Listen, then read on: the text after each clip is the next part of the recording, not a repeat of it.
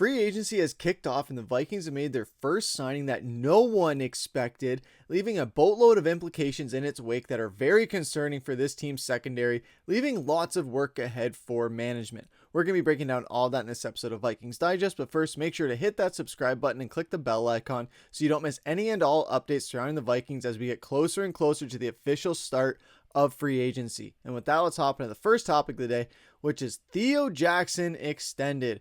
So the Vikings posted earlier today that they did agree to terms with Theo Jackson, signing him to a 2-year, $12 million deal, which is getting him about $6 million and change per season. And if you guys aren't aware of who Theo Jackson is, he's not a known commodity in Minnesota. He was a 6th-round draft pick by Tennessee in 2022, was signed by the Vikings from the Titans practice squad in October of 2022.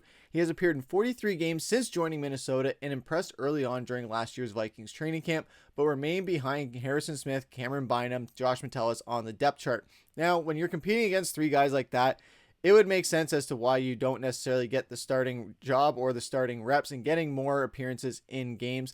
However, he still was really good what we saw in training camp last season, and he contributed heavily on special teams this season where he played 340 snaps. When called upon in week 16 to step in for an injured Harrison Smith on defense, he answered the bell. The hard-fought game came down to the wire in Seattle, and it was Jackson who picked off Geno Smith to seal a 27-24 win on the road. Through 17 games last season, Jackson played 78 defensive snaps and totaled 11 tackles, 3 passes defended, and the interception. Jackson was a part of the Vikings defense that led the NFL in interceptions last season with 24, as well as tying for third with a plus 12 turnover differential. So Theo Jackson, he's not known too much in Minnesota or amongst fans really because he hasn't been seen in too many games. However, when he shows up in games, he makes an impact, and he's ready to make that statement. When he came in to step in for Harrison Smith last season in that Seattle game, he took it as a challenge and said, all right, I'm being trusted with this. I got to show up or show out.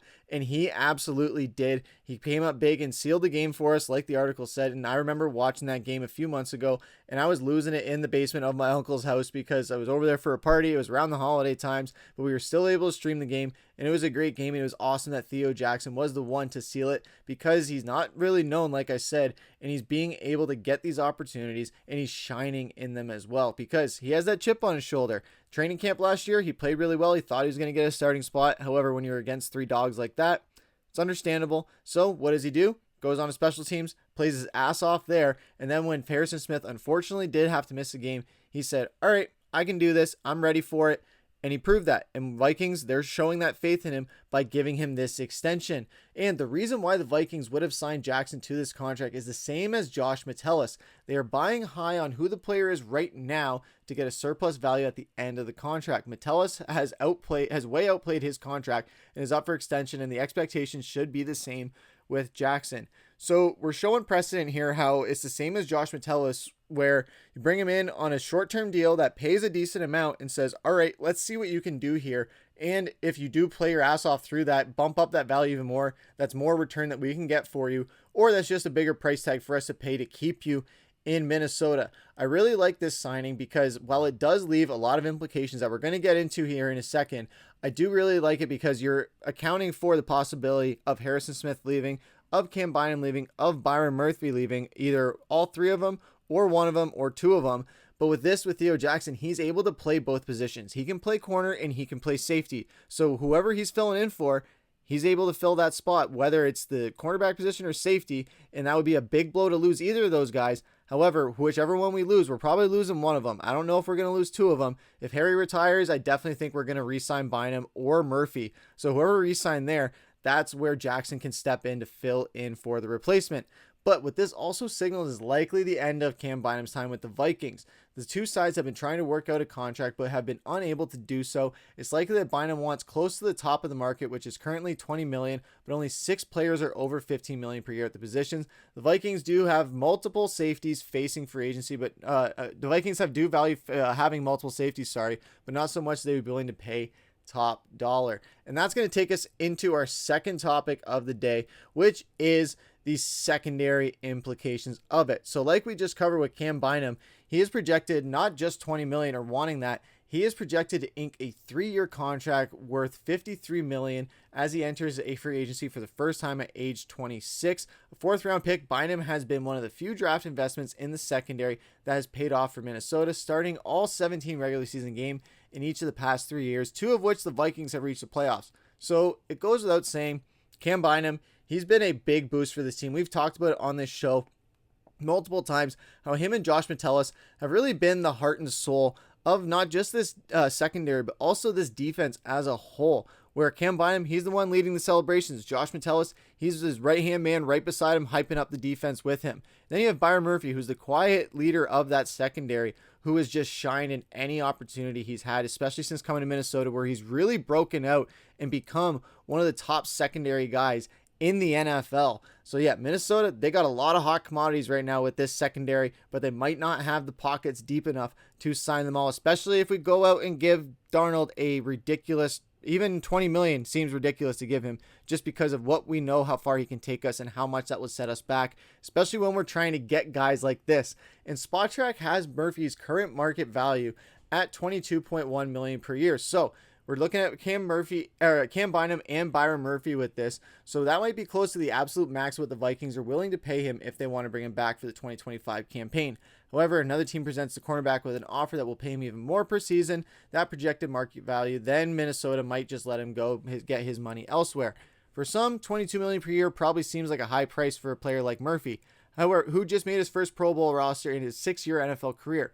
But with how quickly the league's salary cap is increasing each offseason by nearly $100 million since 2021, not very long, that price might seem like a bargain in a few years.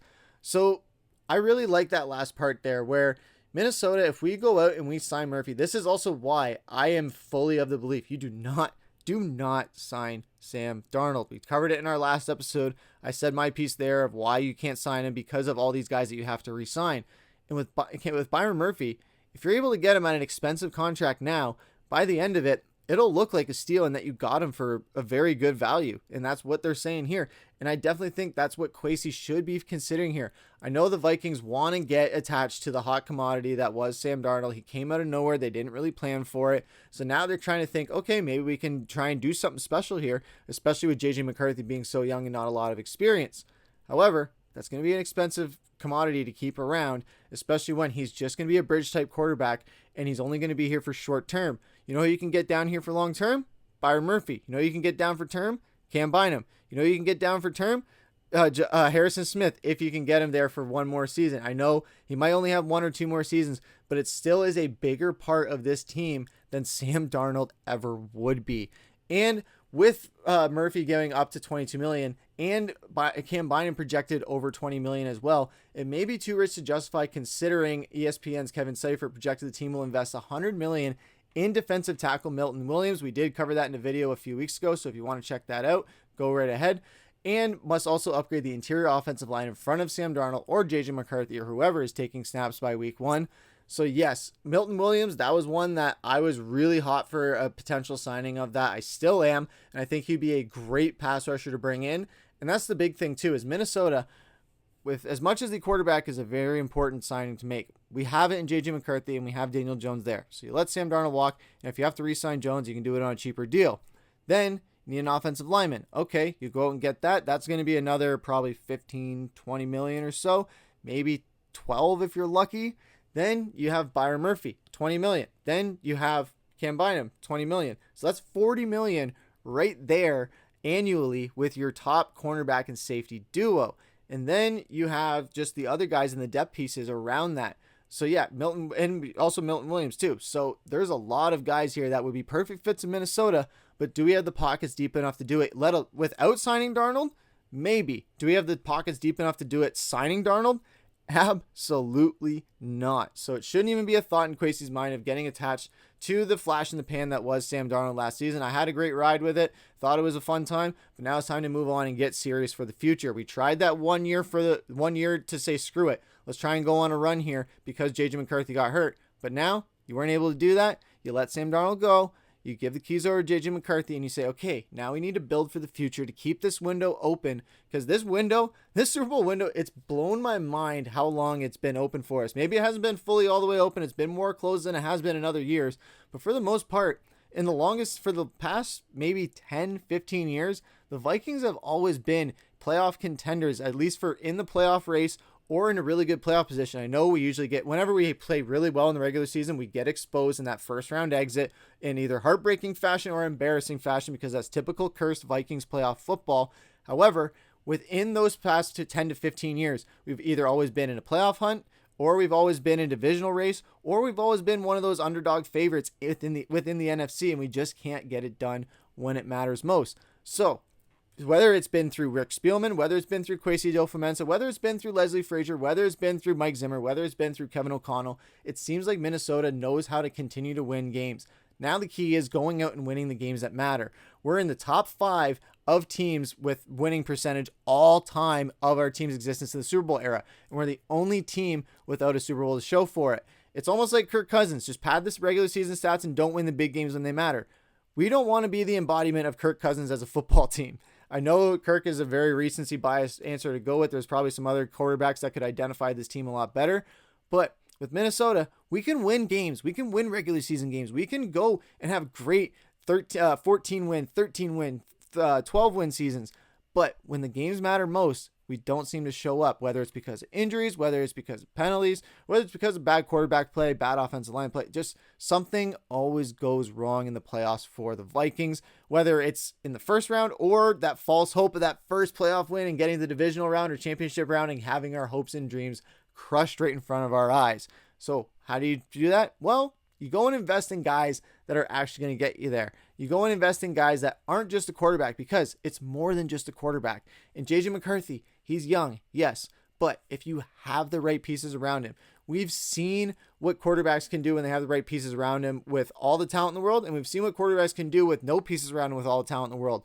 Look at the stark difference between Patrick Mahomes, the weapons that he's had. I know you can say what you want about the receiving weapons. He still had weapons in some respect, but he's also had a great offensive line and a great defense to get the pressure off of him. Then you also have guys like Joe Burrow. He had a phenomenal season statistically, but did they win games? No, he didn't have a defense to hold him back. He had the defense holding him back, and he didn't have a great offensive line to protect him. So that's what Minnesota is in danger of being. We could be the NFC embodiment of the Cincinnati Bengals. We do not want that.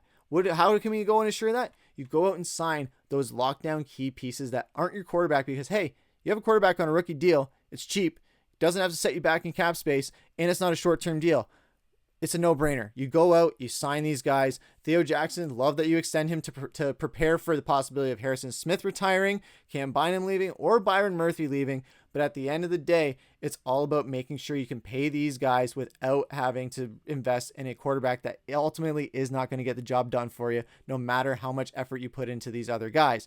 But what do you guys think of all of this? I know it was a lot to cover. I know it was a lot focused on the secondary, and then it was a bit of a Sam Darnold spiel at the end there.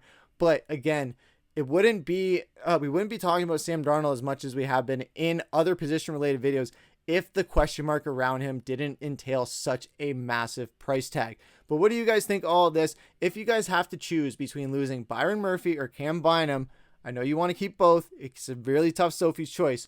But if you had to pick one of them to stay, one of them to go, who would it be and why? Let us know down in the comments below. Let us know what you guys think of all of this in general. Make sure to leave a like, comment, subscribe, hit that bell icon so you guys aren't missing any of the free agency updates, because there's going to be a lot of them. Minnesota has a lot of moves to make, and they're going to be making a bunch of them. So stay tuned for that. And with that, I've been your host, Griffen. Take care.